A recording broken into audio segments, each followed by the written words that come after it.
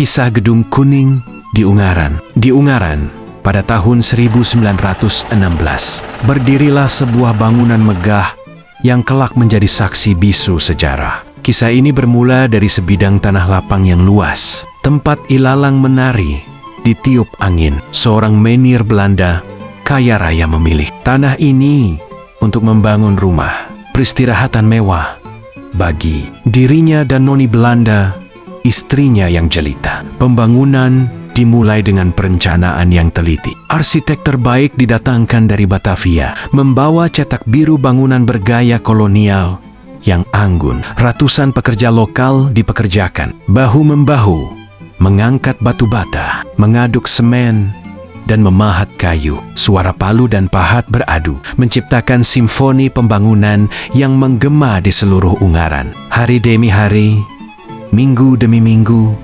bangunan itu mulai menampakkan wujudnya. Dinding kokoh berdiri tegak, pilar besar menyangga atap tinggi, dan jendela lebar menghadap pemandangan alam yang memukau. Ornamen khas Eropa menghiasi setiap sudut, memberikan sentuhan mewah dan elegan. Setelah berbulan-bulan, bangunan itu rampung. Menir dan noni Belanda sangat gembira melihat rumah impian mereka terwujud. Mereka menamakannya Gedung Kuning.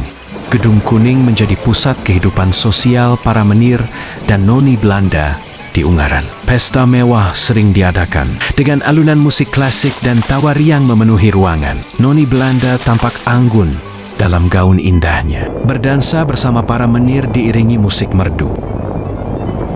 Namun, kebahagiaan itu tak berlangsung lama. Kemerdekaan Indonesia mengubah segalanya. Para menir dan noni Belanda terpaksa meninggalkan Gedung Kuning dan kembali ke negara asal mereka. Gedung Kuning kemudian diambil alih oleh Tentara Nasional dan dijadikan markas militer. Sempat berganti fungsi menjadi kantor PJKA, perusahaan jawatan kereta api.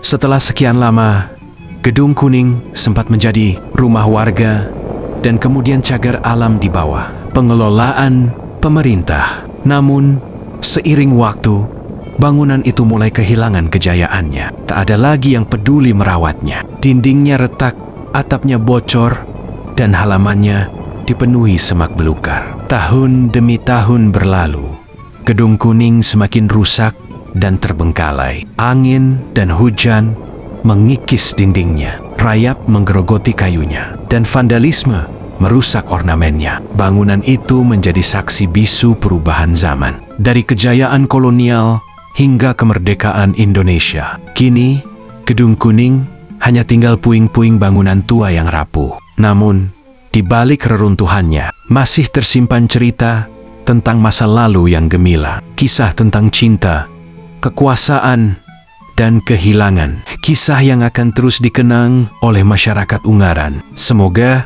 cerita ini bermanfaat.